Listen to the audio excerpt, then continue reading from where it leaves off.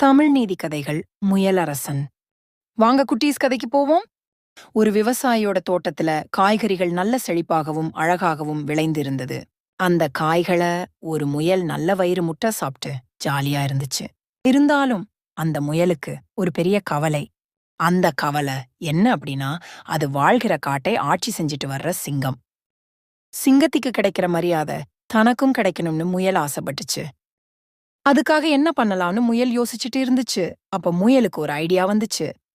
தூரத்துல சிங்கம் வர்றத பார்த்த முயல் தன் திட்டத்தை செயல்படுத்தியது.